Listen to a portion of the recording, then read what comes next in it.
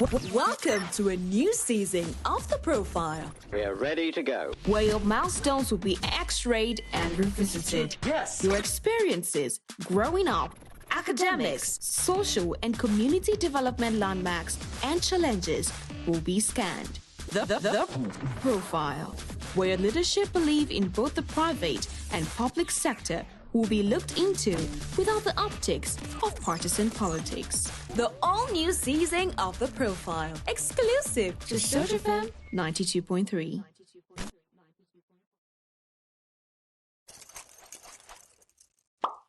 Search TV. General Ibrahim Badamasi Babangida. General Ibrahim Badamasi Babangida, also known as IBB, was born to the family of Malam Muhammadu Badamasi Babangida and Hajia Aishatu Babangida on the 17th of August 1941 in Mina, Niger Province. He attended the Provincial Secondary School Bidda from 1957 to 1962, following which he enlisted on the Officers Cadet Training Program at the Nigerian Military Training College, Jaji. By September 1963, he had completed his training and was commissioned into the Nigerian Army as a second lieutenant. During the course of his military career, General Babangida was trained in some of the foremost military institutions in the world. On that list are institutions such as the Indian Military Academy, IMA, the Royal Armoured Center, Babington, United Kingdom, Army Armoured School, Fort Knox, USA, Command and Staff College, Jaji, Nigerian Institute of Policy and Strategic Studies, Kuru, Naval Postgraduate School, USA. Lieutenant Babangida progressed through the ranks steadily. He was promoted to the rank of captain in 1968, major in 1970, lieutenant colonel in 1974, colonel in 1976, brigadier general in 1979, major general in 1983, and finally, general in 1987. With every promotion came higher responsibility. As a lieutenant, he was appointed officer commanding 1 Reconnaissance Squadron of the Nigerian Army, following which he was made troop commander to his squadron during the Nigerian Civil War. Still as lieutenant, he became the commanding officer of the 44th Battalion, known as the Rangers. As a major, he was appointed instructor and company commander at the Nigerian Defense Academy, NDA, Kaduna, and commander for Reconnaissance Regiment. As a lieutenant colonel, he became a member of the Supreme Military Council, headed by General Murtala Mohammed in 1975, and in the same year, instructor of the Nigerian Armored Corps. As a colonel, Ibrahim Babangida served as commander of the Armored Corps, while as brigadier general, he was appointed as director of Army Staff Duties and Plans under the Shagari regime. Then, as a major general, he was named the Chief of Army Staff, and finally, as a general, Ibrahim Babangida held the mantle of leadership of the country as president and commander-in-chief of the Nigerian Armed Forces from August 1985 to August 1993. In his personal life, General Babangida was married to Maryam Babangida from 1969 until her death in 2009. They had 4 children together. Good afternoon, and you're welcome to this special edition of The Profile with His Excellency General Ibrahim Badamasi Babangida, retired. My name is Odaba Akoji. With me are my colleagues Mary Blessing Onumai and Abubakar Sadiq. You're welcome to The Profile, Your Excellency. Thank you. So I would like to start with your background growing up. What was it like growing up in Niger State, or as it was called back then, the Niger Province? Well, I think I was first born here in Mina. I can't predict where you were in 1941, but it was in 1941, in the month of August, and started school also here in Mina, primary school. Finished my primary school, and then went to Bida and finished my secondary schools, joined the army, and then the training began. Nigerian Military Training College in Kaduna, Indian Military Academy in India, and so many other military institutions. Thank you, sir.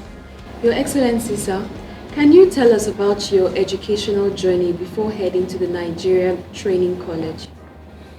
I started here in Mina in 1950. By then it used to be called Gwari Federation. elementary school, and then later it became elementary school. Then it included the elementary school, and the senior primary school also was done here in Minna. From the senior primary school, took exam and passed to go to be the provincial secondary school. There I spent 6 years before joining the military training institution in Kaduna. Right, Your Excellency, sir, joining the military shaped how the rest of your life turned out. What informed the decision to enlist as an officer cadet? Well, maybe to understand the background, in about that period, there was a deliberate government policy. The government of northern Nigeria at that time, there are not a lot of people from the north who are in the military profession. So they took a deliberate policy to go around and invite the younger generation from secondary schools, government colleges to come and join the military. And that's what started our career in the military. Your Excellency, you were in active military service during the Nigerian Civil War. In fact, you sustained a life-threatening injury. What was that experience like? It's not a very nice experience, I must say. First of all, you had people you went to school with, people you trained with, people who were your friends. Suddenly, as a result of the war, you find yourself facing each other in opposite direction. It's not very comfortable. But then we had to do it. The purpose was to unite the country, to keep it one, not to break it. So that's the unique, sad aspect of a civil war. And I pray it will never happen again. Your Excellency, if you hadn't joined the military, what would have been an alternative career choice? I wanted to be a civil engineer. All right, Your Excellency, you've held countless positions of authority, including being Nigeria's #1 citizen. What is your leadership style? Just like any other style, you are placed in a leadership position. Your job is to lead people. You develop a situation where people look up to you to provide certain solutions to their problems or to their fear, whatever it is, and you stand out as the person who will be able to do that. That is, so you have to study human being, you have to read about him, you have to be very compassionate, sometimes ruthless to get things done. But there are a lot of ways you have to develop so that you will be able to achieve those things. Others you plead, some you coerce, and so on and so forth. Your Excellency, you have a lot more free time on your hands after retirement. What do you enjoy doing now? Watching you children grow. And Your Excellency, you have achieved so much over the course of your life and career. But if you were to rank your achievements, what would you consider your top 3 greatest achievements? Top 3? Top 3. The fact, number 1, is that I served the country to the best I could. It may not be to your satisfaction, but to the best that I could, I leave that to history to judge. And I related fairly well with the people of the country. I had no problem with them. And I got to know the country more than ordinarily. I was well-traveled. I made friends all over the country. And I thought that was one of the greatest achievements.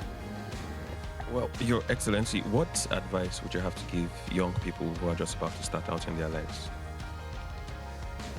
Well, I think my only good advice to all of you is try as much as possible to know and understand the country that you are going to lead this country in the future. So you have an opportunity now as young people, get to know the country, study the country, the people, and if you are able to do that, or to understand that basically, I think that will go a long way to prepare you for the eventual leadership of the country. Your Excellency, on the lighter note, in 2021, a biopic was released about your life, Badamasi, Portrait of a General. Was that an accurate representation of events? Well, as a military man, a man who practiced it both in war and in peace, I would have corrected some one or two places. But I think what they are trying to protect and to project is a good food for thought, and it could give us, there is a room for improvement. Thank you very much, Your Excellency. On behalf of the crew that is present I'm here. not tired of you. Yes, but we're trying to stay within the time frame that was assigned to us. And I'm sure that as a military man, you're going to appreciate that. Thank you very much, Your Excellency. On behalf of the entire Search Media crew, the university management led by the Vice Chancellor, Professor Farouk Adamu Kuta, would like to say a very big thank you for welcoming us into your home. At this point, we can say that people learn a lot from sitting at the feet of their grandparents, and we can say that you're one of the grandfathers of this country. So thank you very much, Your Excellency. And I want to commend you and congratulate you. So far, the university has been doing well, and I'm proud that it is. I'm proud of the fact that you got established during my time, and you kept the record going. Congratulations, and I hope you see one of you as President of the Federal Republic of Nigeria. What year is that? Not too young to run, right? Yeah. So, in the next 10 years, 20 years, we'll keep our fingers crossed and see how events go. Keep it open so that you can. Thank you very much. You're welcome.